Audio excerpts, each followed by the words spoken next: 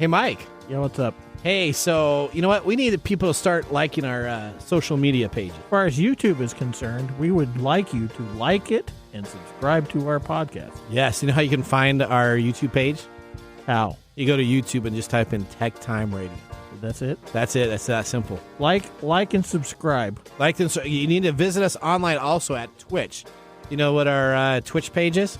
I imagine it's at Tech Time Radio. That's correct. If you just go to any twitch.tv and you look for Tech Time Radio, we come on up as Tech Time Radio. So visit us on Twitch, subscribe there because you can see the live feeds themselves. And guess what? What? We also have a page on X. Okay, so what is that? At Tech Time Radio? That's at Tech Time Radio or hashtag Tech Time Radio. The point is, yeah, if you like our show, like and subscribe to our social media. Okay, so I think that's pretty much covers it. Like and subscribe to our social media. Like us today. We need you to like us. Nathan doesn't get liked a lot at home, so he's begging for everybody. Please like us. Please like us. That's right. Okay. Thank you, guys. Remember, TechTimeRadio.com. TechTimeRadio.com. All right. Like us and subscribe. Or subscribe and like us. Broadcasting across the nation, from the East Coast to the West, keeping you up to date on technology, while enjoying a little whiskey on the side. With leading-edge topics, along with special guests, to navigate technology in a segmented, stylized radio program. The information that will make you go, Pull up a seat, raise a glass with our hosts as we spend the next hour talking about technology for the common person. Welcome to Tech Time Radio with Nathan Mum. Welcome to Tech Time with Nathan Mum, the show that makes you go, Technology News of the Week, the show for the everyday person talking about technology, broadcasting across the nation with insightful segments on subjects weeks ahead of the mainstream media. We welcome our radio audience of 35 million listeners to an hour of insightful technology news. Each week, our show covers the weekly top technology subjects without a political agenda. We verify the facts, and we do it with a sense of humor in less than 60 minutes. And of course, with a little whiskey on the side. We are live streaming our show on 5 of the most popular platforms right now, including YouTube, Twitch.tv, Twitter, Facebook, and LinkedIn. And if you didn't hear our previous intro commercial, make sure you subscribe and like us. Or like us and subscribe. All right, we encourage you to visit us also online at TechTimeRadio.com and become a Patreon supporter at Patreon.com/TechTimeRadio.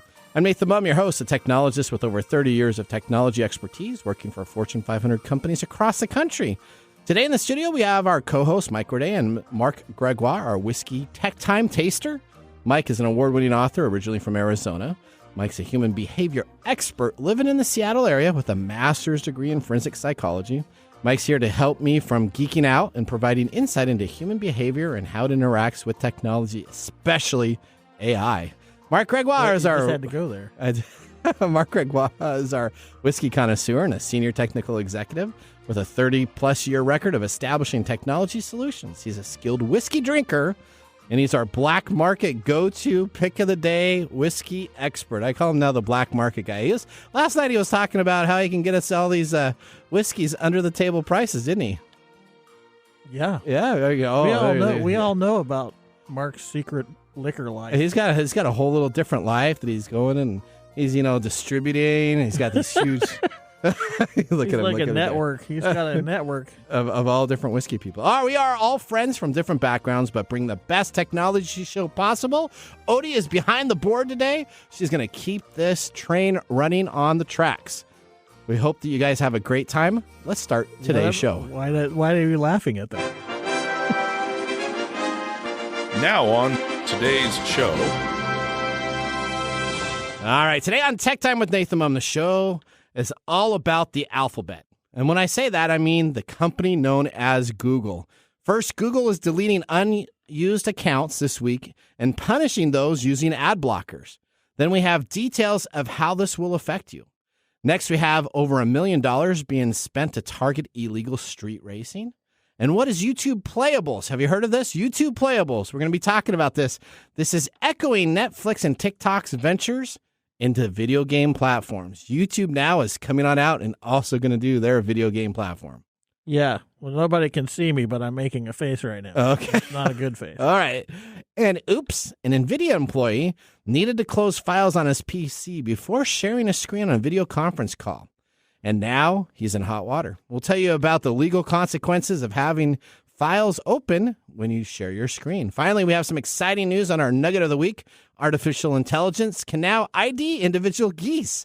Stay tuned to find out more. Are we going to talk about the geese this time? If we get to the Nathan Nugget of the week, we will talk about the artificial ID about the geese. It's really important, and it's really exciting about these this two. has been on the teacher, Nathan Nugget list for a month. Well, hopefully we get to it, because there's this teacher that went on in and tried to learn about geese, and then they created an application to help do. We'll talk about that in our nugget. And, of course, we have Mike's mesmerizing moment, our technology fail of the week, and as long as time allows, all about AI geese. So sit back, raise a glass, and welcome to Tech Time Radio. As always, we have our pick of the day whiskey tasting. During the commercial breaks, we'll see if our selected whiskey pick gets 0, 1, or 2 thumbs up at the end of the show. Now, let's start with the latest headlines in the world of technology. Here are our top technology stories of the week. All right, Google is deleting unused accounts this week. Now is the time to save these accounts. We're going to be talking about that. But before that, we're going to go to Tom Geiken, and he's going to tell us what's going on with the Alphabet company. Now is the time to act if you want to keep a Google account you haven't used in a while. Starting December 1st, Google will start deleting inactive accounts. That is, accounts that haven't been used in at least 2 years. Google accounts give access to the company's other products, including Gmail, Drive, Docs, Meet, Calendar, Photos, and YouTube. That means emails, videos, photos, documents, and any other content sitting in an inactive account are at risk. Time to log in and save the video of Uncle Bob from Thanksgiving that you posted 10 years ago. Back to the guys in the studio. All right, so let's talk about this. It might be a good thing to get rid of that video. Uncle Bob video? No, the Uncle Bob video is funny. All right, so Google is going through, and they're going through inactive accounts that they have. Now, people create Google accounts because they're free, and this happens all the time. So this is kind of just a cleansing part of it. But I was going through my list today. I had like 15 Google accounts. You know, coming from you, that's not a surprise at all. Okay, so I had some of them when I did some camp stuff, and I posted some camp pictures, some camp videos. I had some other stuff for lots of different items that I have. I've done crazy stuff. What if I have Google accounts that I don't remember that I have? Well, then what you should try to log into it. They'll give you an opportunity to use a previous password. It goes all the way back to 4 or 5 previous used passwords. If you're close enough, it'll ask you to send a confirmation, send it to your email, and have it taken care of. But if you don't get to it by December 1st, all the information is going to be gone. Now, let's talk about what's going to happen first, though. Before the deletion process happened, Google users will receive multiple notifications leading up to that. Now, one of my accounts that I went to today, essentially I printed out the 3-page document that I have here in the studio, and it talked all about the account that was going to be terminated. So it's going to tell you what account is. So it's going to tell you if your account's going to be terminated. Now, I hadn't logged in for almost 3 years on this account, and it said that I had 2 days until it was going to be taken care of, and it was great that it gave me a notice. Now, if I wasn't logging into my account, I probably wouldn't have seen it, which is kind of their clue to delete the account itself. But you can always add an account email address, a recovery email, or even enable 2-factor authentication to extend the life of your accounts, and you don't have to do anything after that. But you do have to log into them before the end of December 1st at 5 o'clock Pacific Standard Time, and the clock ticks over, and then people will start deleting those accounts. Now, the first process is to purge essentially accounts that were created that no one has ever used. So the company says they're going to go after those first to delete those accounts, which would make sense. Somebody creates something, they never really decided to move forward with it. The exception, though, is any account that was set up through your work, school, or another organization won't automatically be deleted. The policy only applies to personal accounts. So if you have a Google Gmail account through a school or a college, that account will remain active. That's a lot of colleges use Google email accounts. Your work may use a Google email account too. That'll be active, even if you haven't logged into it for a while. But your personal accounts, they're going to start disappearing. How to save your account? Very, very simple. Open up Google, type in Gmail in the Google area, and open up your Gmail account. You don't want to go to YouTube to open up. You don't want to go to pictures to open up. You want to go to your Gmail account, log into it. Your account will be saved. Because you understand what your YouTube account has, right? That includes pictures, files, anything in the Google shares that have information, any videos that you would have had posted, any important data that you may have done in a survey or any different of their tool sets themselves. All of that will be gone, and it will go to the ether's never land that will never come back. You sure? Yeah. That pause was like, it's just very sad. Very. It's very sad that it's going to go away. All those ones and zeros are going to disappear into the ether. So even though nothing ever disappears from the internet, this is going to disappear from the internet? Yeah, well, so Google accounts says that inactive accounts are a security measure that Google has to spend time to regulate, which makes sense. If all these accounts are just open and no one's taking care of them, they probably haven't done terms of service agreements. They probably haven't done any updates. How many of your 1,500 to 1,800 accounts are you going to have wiped? So I saved all 15 accounts this morning. So when this article came out, I was like, oh, crap. And I went into a bunch of old stuff that I haven't. I had some college stuff when I coached college basketball. You just let some of that stuff go, man. No. I saved them all. There you go. Okay. All right. Story number 2. Are you ready? We're gonna stay on Alphabet. It doesn't matter if I'm ready or not. Well, that's right. We're going to story 2. You're up. Okay. Well, if you use YouTube, you might notice that you have a 5-second delay if you use ad blockers on your browsers. Okay. Google has finally commented on the artificial wait that some Firefox users are encountering on YouTube. 5-second delay, which is plainly visible in YouTube's code, is made to punish those who use ad blockers. It affects all browsers, not just Firefox. To support a diverse ecosystem of creators globally and allow billions to access their favorite content on YouTube, we've launched an effort to urge viewers with ad blockers enabled to allow ads on YouTube or to try YouTube Premium for an ad-free experience, which I'm pretty sure that's why they did it. Okay. Users who have ad blockers installed may experience suboptimal viewing, regardless of the browser they are using. Before Google commented on the story, some people speculated that the 5-second delay is associated with ad blocking, and they were correct. When asked about the 5-second delay, Google explained that users who have ad blockers installed may experience suboptimal viewing regardless of the browser, and this was corroborated by Firefox, which told 404 Media that the 5-second delay affects all of them. As you may know, YouTube has spent the last few months cracking down on ad blockers.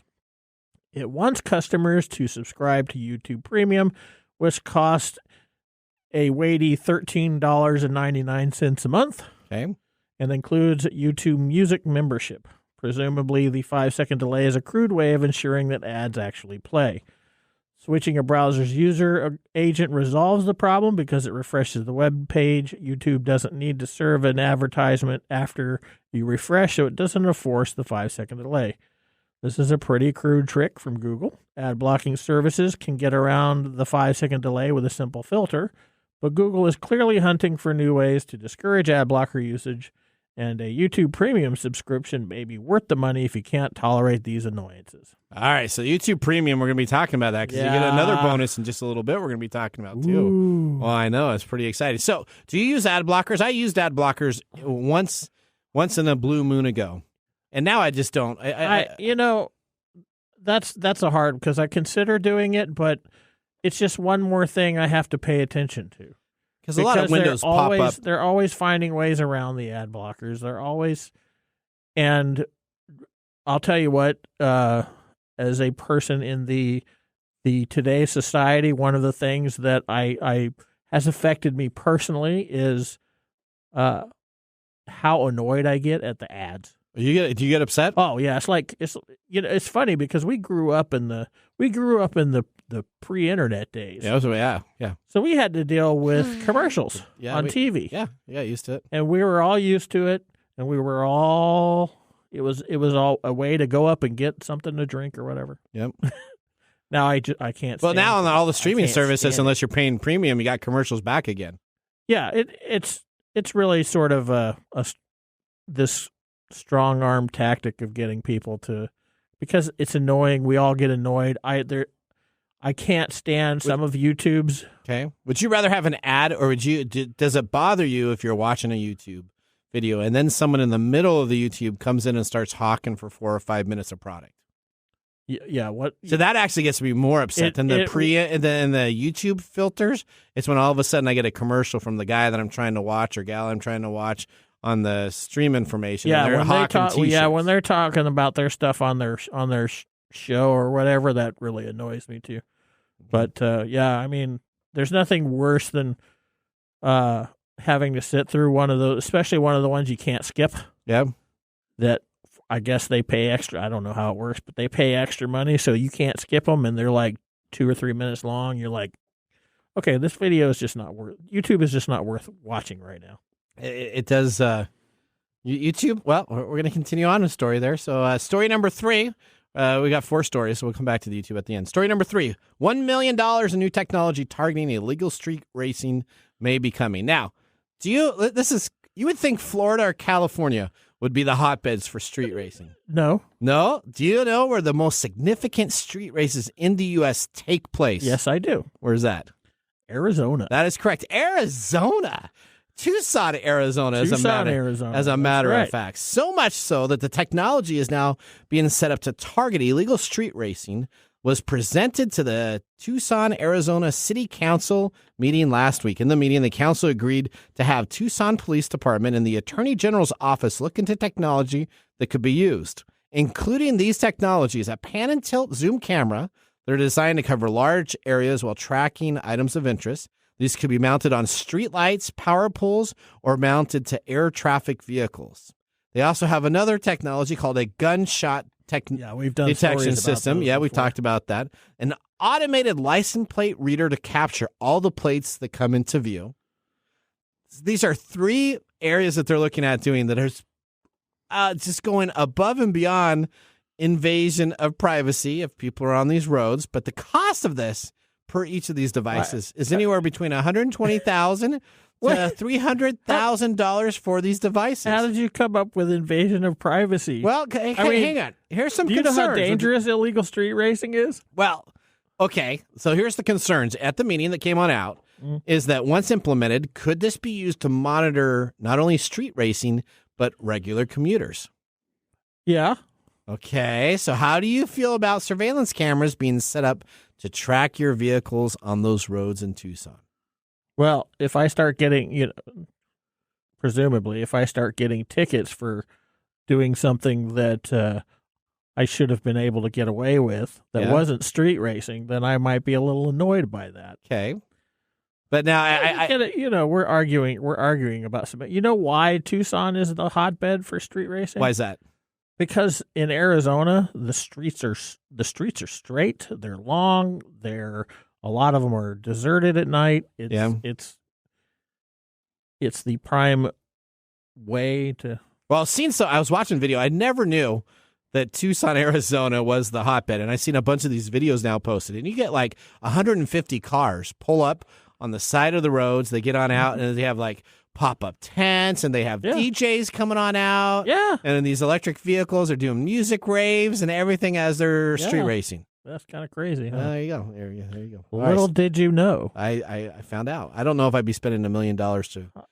I don't know either, but obviously that's one of those areas where my disdain for some of this stuff is on the other side of the coin. Table. All right. Yep. Story number 4: YouTube rolls out a new gaming platform for premium users. Here you go. YouTube Playables. Yay. Great name. Echoes Netflix and TikTok's ventures into gaming. The latest battle for your attention. YouTube ventured into gaming this week by rolling out a test of YouTube Playables to all premium users, so they get their ads blocked. Yeah, see, if YouTube wants my attention, get rid of the ads. Let me just watch YouTube videos for free. Okay. And you'll have my attention. You have your attention, all right? Now, Playables are small free games for mobile and desktop devices with no downloads, such as Angry Birds Showdown from YouTube. YouTube is the latest video watching platform to branch out into gaming. That experiment now expanded to all premium users, continuing the trend with Netflix and TikTok last year. We ask, why is YouTube now deciding to get into the game division? Well, because Playables, along with these other game ventures, could be a part of the game industry's $193 billion that were registered in 2021, nearly double the revenue of the film industry at $100 billion. So essentially, you have almost double the industry for video games than you do for people watching movies. Yeah, there's no blurb in there about money grubbing and. No, you want to put that blurb in there? I think I just did. Okay, there you go. Okay. It's just another form of cash grabs.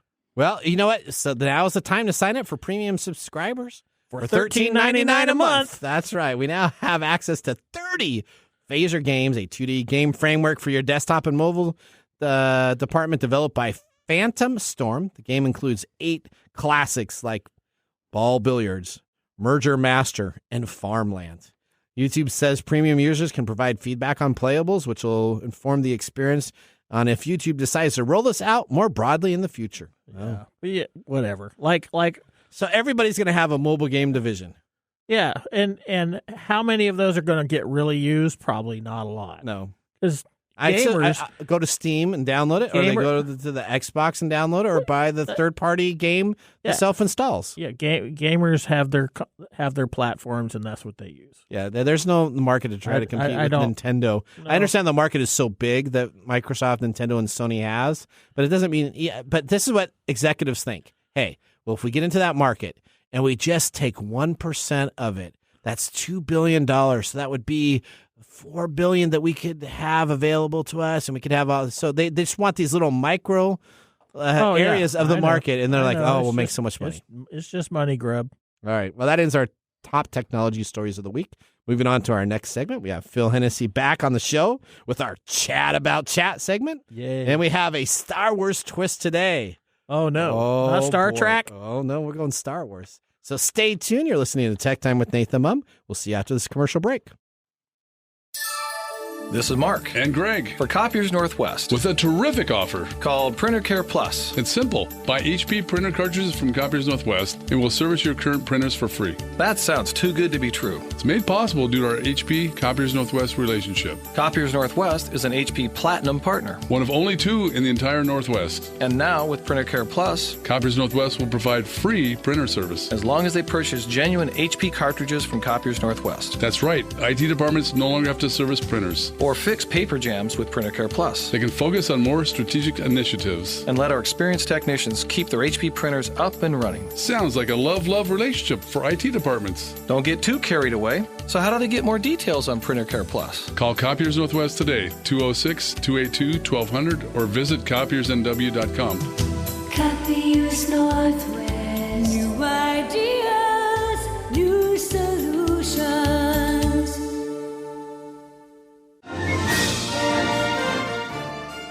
Well, welcome back to Tech we Time. have Marc's theme. Yeah, Marc loves this music. It's slick. I know. It's really funny because City I'm the Slickers. one that's from the West. Okay, well, Yeah, that's City Slickers. Billy Crystal. Yeah, I know. Great. I know. Okay, all right. Well, welcome back to Tech Time with Nathan Mum. Tech Time's a weekly hour technology show that talks about current technology in a simple format without having to geek out. Brought to you by myself, Nathan Mum, Microday, Odie behind the board, and Marc Gregoire. We are going to have our first whiskey tasting during the break we did, and it was amazing. But now, Marc. Which part are you at? Oh, wow. This is really good. Marc, tell us what we are sipping in our pick of the day. We are drinking today the New Riff Malted Rye. It's the 6-year version, so it's from the New Riff Distillery. They are located in Newport, Kentucky. It's a straight rye. It's aged at least 6 years. It is 100 proof. It is 100% malted rye. And it went for MSRP is $60, and it has been going on the secondary as high as $200, but you should see that dropping soon. They just announced last month an 8-year version coming out, so I think the price will steady when that gets released. Okay, all right. Well, what was your first, what did you think, Mike? Well, I was immediately knew it was a rye because of the burn at the very start, but it's very tasty. It is. And it's like a sour mash, right? No, it's malted rye. It's a malted rye. Okay, well, why does it say sour mash on the bottom of that? What does that say? Sour mash. Okay, all right, okay. Well, we're going to have to explain that to me because I think it's a sour mash. That's what the bottle said, right? Sour mash is a way that they do for the initial juice. Okay. It just means use a little bit of juice from before to make your new one. Oh. All I know is sour mash when you go to Trader Joe's. Don't buy the funny anything thing sour. is you try to talk whiskey with him. Yeah.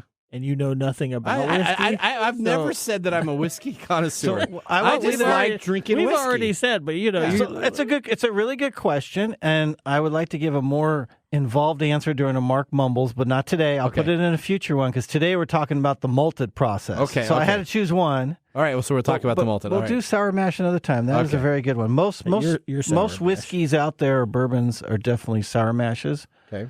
But they don't usually publicize it. All right. Okay. Well, with our first whiskey tasting completed, now let's move on to a galaxy not so far away, where we have digital realms intertwined with our reality. We face a threat akin to the dark side of Star Wars. We call this the rise of AI on the dark web. Today's segment of Chat About Chat dives deep into the cryptic and evolving threats. Join me and Phil, a seasoned expert in robotics and artificial intelligence. So together, we're going to navigate through the murky waters of AI-driven chatbots and their roles in cybercrime. Buckle up. It's going to be an enlightening journey. Welcome to the AI segment, Chat About Chat, with our tech time guest, my favorite humanoid, Mr. Phil Hennessy. All right, Phil. Hi, Phil. Welcome to the show guys, today. How are you doing? Good. Mike, I went there hard today. You saw. Was that? Did you? Was that?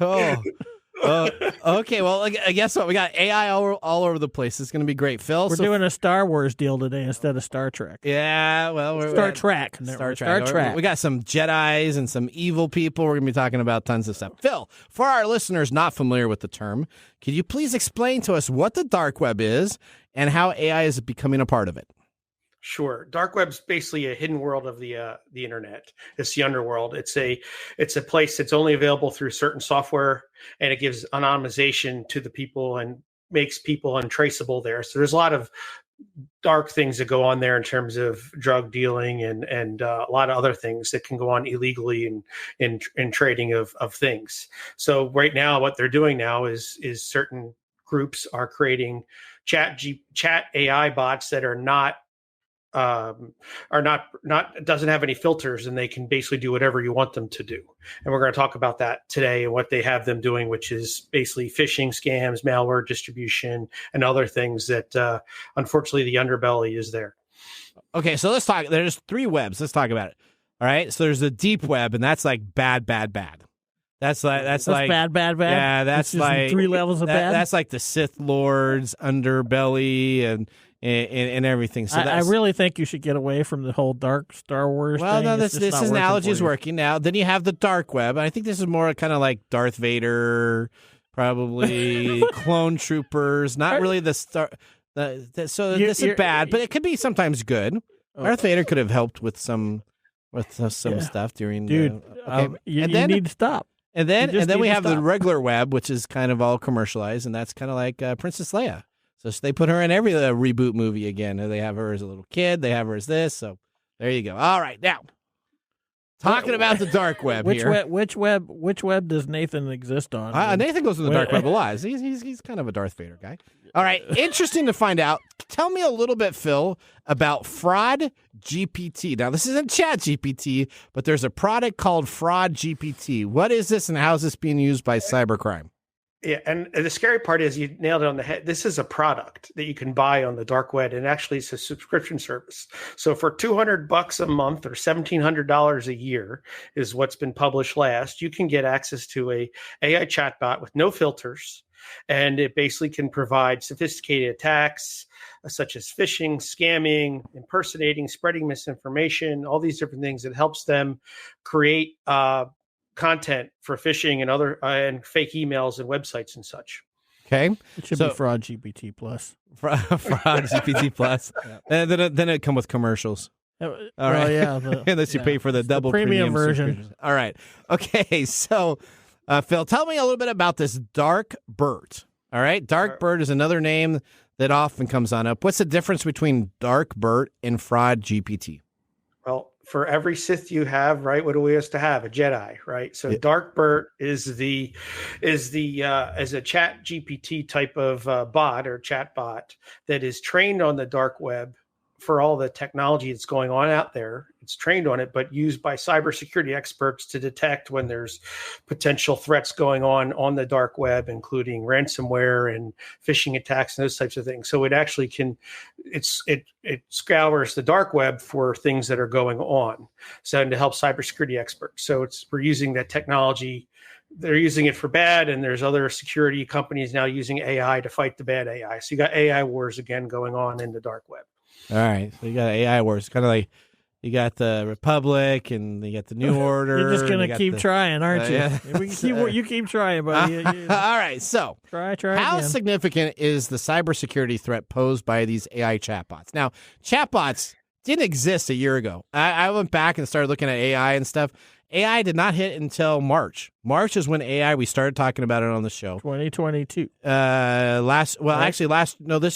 This year. This year in February and March is when we started really talking about AI chatbots type of deal. So it's really kind of funny that you'd think it's almost like 2 years old, but it's really only about 9 months. Now we are a technology show, so we're talking about it all the time. But how is this now in the cybersecurity aspect causing a threat with these bots? Well, I mean, the big thing is it enables iteration and speed for phishing attacks and malware and other things, right? So instead of a human doing it, now you have AI that can go ahead and help you create better phishing attacks. It also is a learning bot, right? So this didn't work. Give me something better to use the next time. So it's learning, and you get higher iteration. So at that point in time, you're going to always have bypassing of traditional cybersecurity measures, and it's always ongoing and it's always pushing. All right. What type of attacks come from these chatbots? Well, we talked a little bit, just the phishing, the scamming operations. Basically, you're trying to get an email in there, right? We've talked about phishing and scamming before, those types of things, and trying to convince somebody to give them money or an account or these types of things. And they're looking so realistic now, they're tricking more people for this. So most of the chatbots on the dark web, and I know a little bit about this, so I'll kind of jump in a little bit. Please. Most of them are like secretaries. So what they do is you give them a list of emails, titles, information, and what they do is they'll go through in their AI bots when you pay for one of these services, and they'll send out phishing attempts with all of these names and information, create a new email, create an email that maybe has information regarding the person itself with the AI bots to essentially target somebody that may have a specialty, and maybe I like a certain type of tea, or I like a certain type of video games. It'll target those areas in itself. So that's what the AI is being used for, correct? Yes, absolutely. You can do individual targeting now. You can target, celebrities, all these different things. And the big thing is, again, it's learning, and it can keep moving. It can keep learning and providing additional content quickly. All right. What measures can we take as a listener to mitigate any of these threats coming to us? Stay off the dark web. So, I mean, the big stuff from an individual is be skeptical of unsolicited communication, right? Just so we talked about for the fake. The fake pictures and the videos and such like that. Verify the source and the credibility. So check where the email's coming from.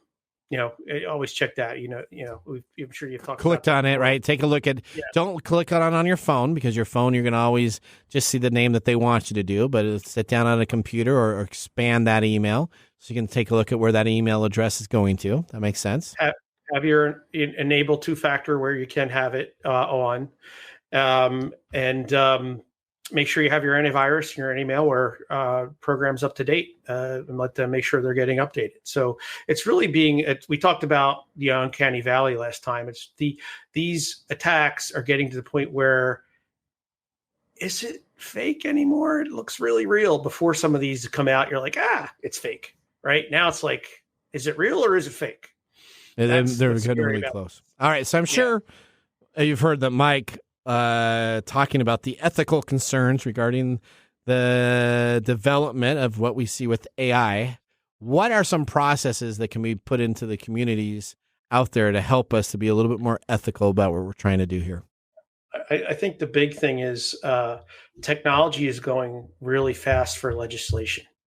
and it's really hard to keep up. I mean, that's a huge challenge right now. So we need to have a good regulatory environment and a good legal framework that allows people to be able to punish what's happening, as well as in giving a good framework and regulatory environment so that we can innovate AI for good, basically. So there's a lot of technology is going so fast that I think the lawmaking bodies and the regulatory bodies are struggling how to keep up.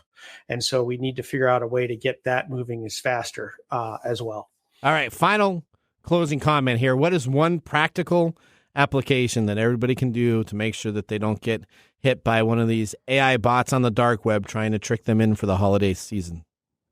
I think it's what we talked about is it doesn't feel right. It's probably not right. And then what we just talked about, check the email on your computer and see if it's from a legit source. A lot of times they come in, I'll still check it. Like, yeah, that's fake. It's a bad email, but there's not, they're getting pretty darn good. It's quite scary. I mean, I've seen some of them come through. It's, myself personally, my personal email. So yeah, they're definitely doing it. And they're spelling names right now. I mean, I'll just tell you, the one thing that makes it easy is your grammar now has been greatly increased. Yeah, that's because one of the issues that I have with the AI system is that I think it was in 2020, all the features of the chatbot algorithms and functions operate at above normal human intelligence. And that's why this is such a concern, because it's operating at a level that the average human being cannot. There you go. All right. Well, Phil, it's always a pleasure to have you on the show. I'm sure that we'll have more to talk about next month on our Chat About Chat with Phil Hennessy. Yeah, I can't wait. Yeah. Thank you so much. We'll talk to you later, Phil. Bye, Phil. Bye, guys. All right, that ends our segment, Chat About Chat with Phil Hennessy. Up next, we have This Week in Technology. So now be a great time to enjoy a little whiskey on the side, as we will be doing so during the break. You're listening to Tech Time Radio with Nathan Mum. See you in a few minutes. Hey, Mike. Yeah, what's up? Hey, so you know what? We need people to start liking our social media pages. If you like our show, if you really like us, we could use your support on patreon.com. Or is it Patreon? I think it's Patreon. Okay, Patreon. If you really like us, you can. And you say I'm the English guy? Patreon.com. I butcher the English language? You butcher the English language. Okay, so it's all the time. It's Patreon.com. Patreon.com. If you really like our show, you can subscribe to Patreon.com and help us out. Oh, and you can visit us on that Facebook platform. You know, the one that Zuckerberg owns? The one that we always bag on? Yeah, you can. We're on Facebook, too. Yeah, like us on Facebook. Do you know what our Facebook page is? Tech Time Radio. At Tech Time Radio. Yeah. You know what? There's a trend here. It seems to be that there's a trend, and that's Tech Time Radio. Or you can even Instagram with us. And that's at Tech Time Radio. That's at Tech Time Radio. Or you can find us on TikTok. And it's Tech Time Radio. It's at Tech Time Radio. Like and subscribe to our social media. Like us today. We need you to like us. Like us and subscribe. That's it? That's it. That's that simple. And now, let's look back at this week in technology. All right, we go to November 28th, 1948. 1948. I cannot believe it's this long ago. Do you realize the Polaroid Insta camera goes on sale? Mm-hmm. That's one of the very first one. Just in time for Christmas shopping season. 57 units of the first commercial instant camera, the Polaroid Land Camera Model 95, went on sale at the Jordan Marsh department store in Boston. Producing photographs in about 1 minute, the Model 95 became a hit almost as quickly as possible as you can pull out that film. Polaroid believed that 57 units would be enough to last through Christmas. All 57 units in the film available on that day were sold before the end of the night. It was simply too good to be used. The portable and instant gratification that came from the self-developing film made the camera the most popular camera of all time. The name Land came from the camera's inventor, Edwin H. Land, who was also the company's founder. Nearly 1 million Model 95s were produced, setting the stage for Polaroid's flagship product line, making the company's name synonymous with the instant film and the cameras that they used back then. True black and white instant film was released in the 1950s, but Polaroid didn't create color film until 1963. Polaroid produces their instant film cameras until 2008, but recent resurgence among Generation Z has made this the go-to gift for the holiday season. Yeah, your son has one. Yes, I mean this is kind of the big rage again now to take Polaroids. It's funny watching kids Yep. use Polaroids and be all excited about it. Isn't it really? Because we just kind of were used to You're it. welcome. You get it taken care of, and you did this. Yep. And now Everybody's it's not the waving. phone. It's not the phone that you want anymore. Now you want that instant gratification. I know. He was taking all kinds of pictures at the 4th of July party. Yes. Was that last year or this year? It was this year. Yeah. Okay. All right. Odie, do you have a Polaroid phone? Yeah. Yeah. Do you like it? Yeah, I love it. It's cute. That's like the hot item. It is. Also, it's something that I've taken it when I go and visit family in another country. Yeah. You know, that way I'm not using my phone and we're just in the moment kind of just taking the picture and then we're all cutesy looking at the photo. Yep. Yeah, that's and how they life get used to have be. it, and yeah. Exactly. So we all the way back to 1948. I can't wait for you guys to get interest in the rotary phone again. That's They right. are bringing that kind of back. I know. It's starting. I know all the retro stuff. I'm going to laugh People, a lot. you know, because my generation. 70s shag carpets are going to be in again. We hated that crap when we were I kids. know, We were I like, know. this It's is the like, oh, dumbest this is thing cool. ever.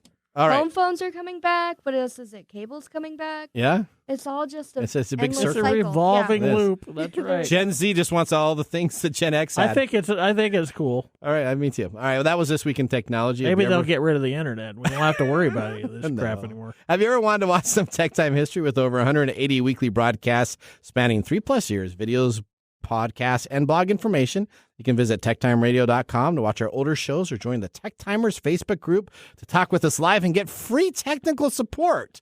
That's right. That's what you need to do. Come into Tech Timers on Facebook group, and then we'll give you all technical support. I mean, I charge. Yeah, you I do charge tech support $499 an hour. Now you can get it for free. I can do crisis support. There you go. All right, we're going to take a commercial break. When we return, we have the Marc Mumble Whiskey Review and our Technology Fail of the Week. See you after this break.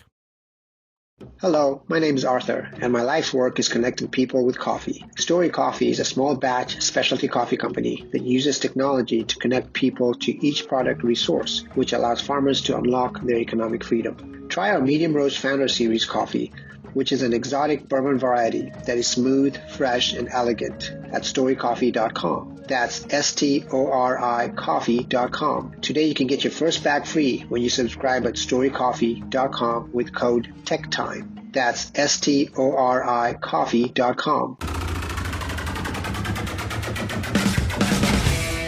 The segment we've been waiting all week for. Marc's Whiskey Mumble.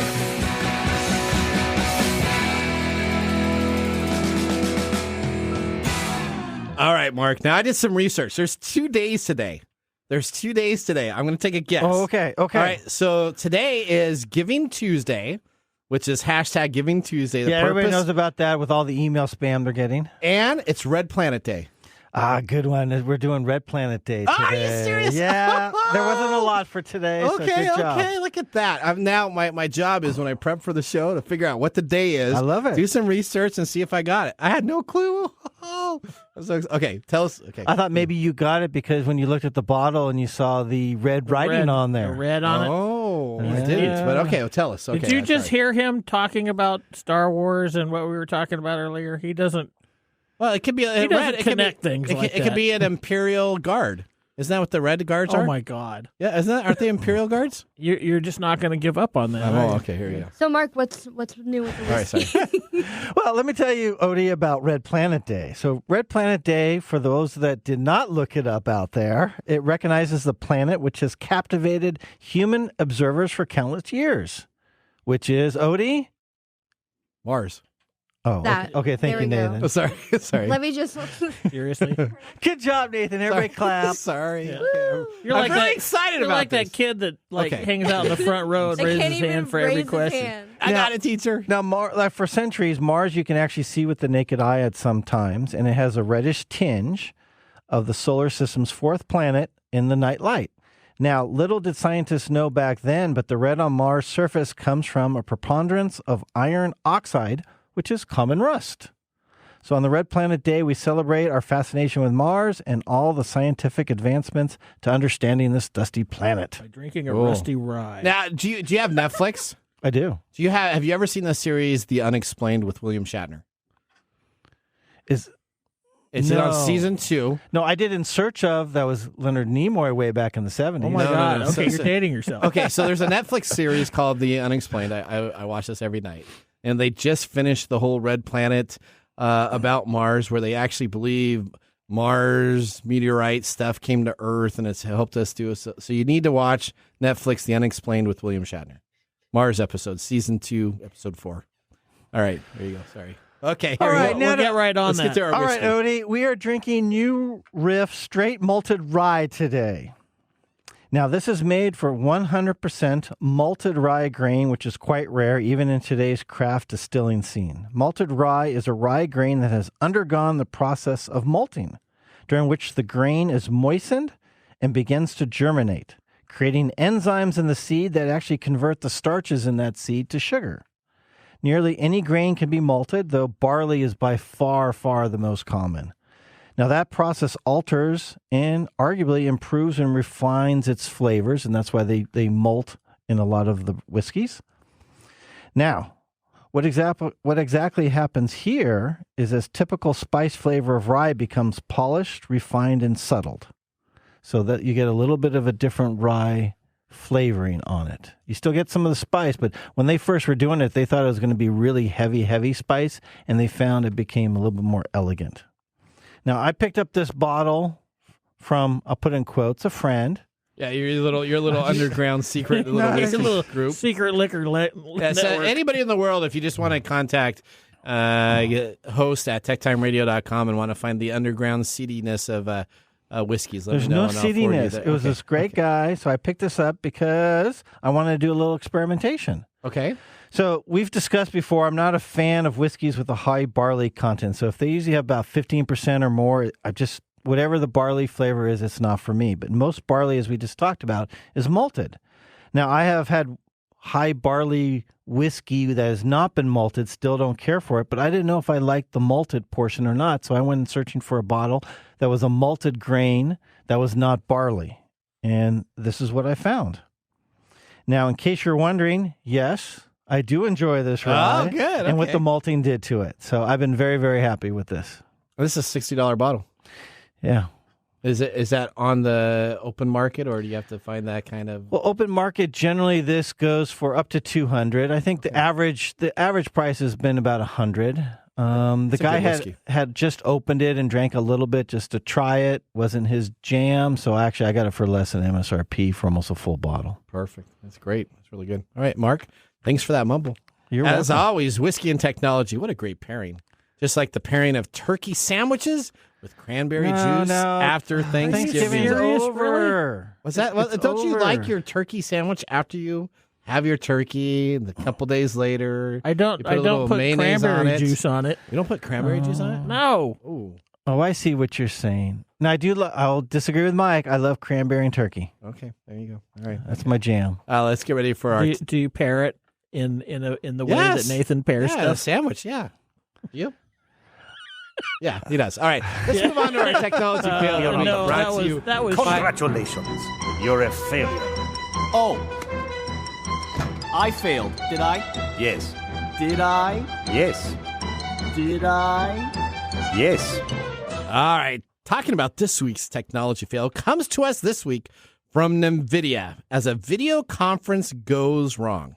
Now, there's a rule for video calls at work. Close all the files you don't want others to see before sharing your screen. yeah, and don't stand up with pants off. Those are both very good areas to have. Now, according to a lawsuit filed against tech giant NVIDIA, senior staff member Mohammed Monsouri Ayman made this error. That's what I got. Made That's this not error. what your little pronunciation guide says. Maner Raziman made this error with a disastrous consequence.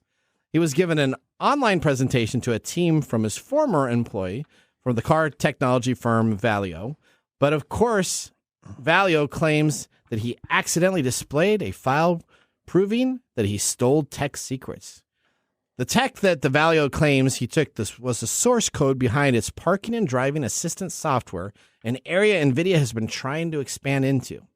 So brazen was the theft, the complaint alleged. The file path on the screen still reads Valeo Docs, suggested it was a folder specifically containing documents taken from the company itself. Valio claims gigabytes of data was taken in 2021 when he was working for the German arm of the French firm. He left and joined NVIDIA later that year. In a letter written to NVIDIA lawyers submitted with the lawsuit, he said the Czech giant was not aware that the data had been removed from the company. Valio claims that the information was in a slide presentation when it was minimized. The app he was using showed essentially the screen share shot of the files themselves, containing the source code behind his proprietary software. Valio participants on the video conference call immediately recognized the source code and took a screenshot before the user was alerted of his error, and then he closed his screen. Now, let's talk a little bit about this. Essentially, then, the German police come and knock down this guy's door. Essentially, he admits to stealing software and using the software while employed in NVIDIA, the lawsuit claims. You know what? Before we move anywhere, we're going to go to Mike's mesmerizing moment because I got a question I want to ask you directly, Mike. This is Mike's mesmerizing moment, presented by StoriCoffee. Visit StoriCoffee.com. All right, so we're asking about this. Yeah, we're asked. So I want to ask you directly regarding this. This Mr. failed. Munir Rossaman? Mr.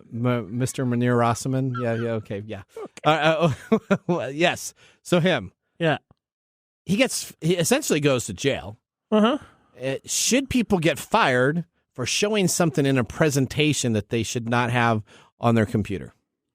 Well, clearly that has degrees of suspicion. Okay. Right? If you were to show some, inappropriate pictures while you're giving a presentation, yeah, maybe not. Maybe you should get, a little slap on the wrist or talk to about what you're doing. Okay. If you're displaying outright industrial espionage on your thing, then yeah, maybe. You should yeah. If you're stealing information from a company, did he used to work for it? Yeah, so he used to work for the company. Yeah, this was the code that NVIDIA essentially hired him for, probably. Yeah, he stole proprietary information from Valio, and he had it on his. He had it on his screen during a presentation. He got caught.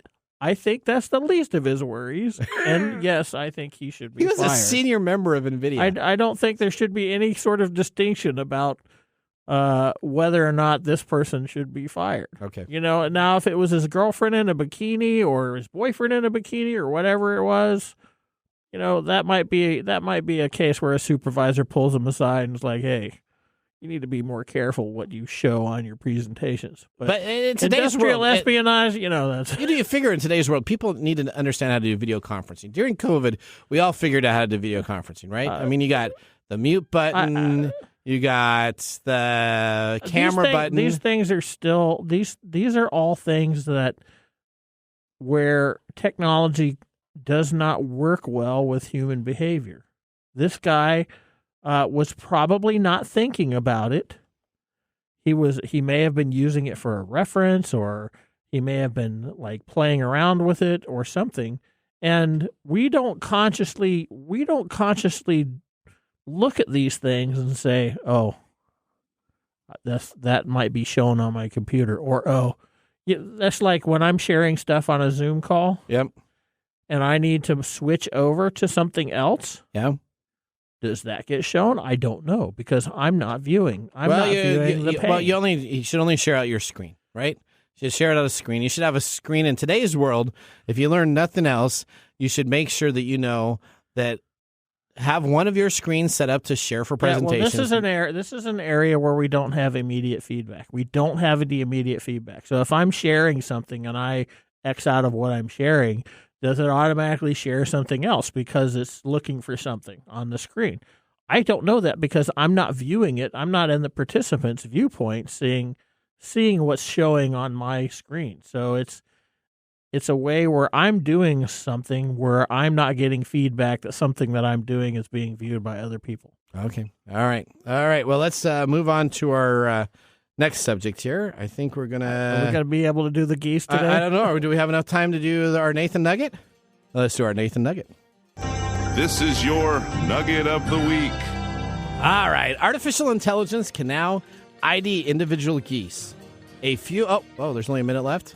Oh, so a few years ago, an interview became, what's this about Australia? We're going to have to talk about this next week here. So here we go. All right, the Nathan Nugget of the day is we don't have time. We don't. Again. It talks about how AI is created because this person needed to have this. So let's move to our pick of the day.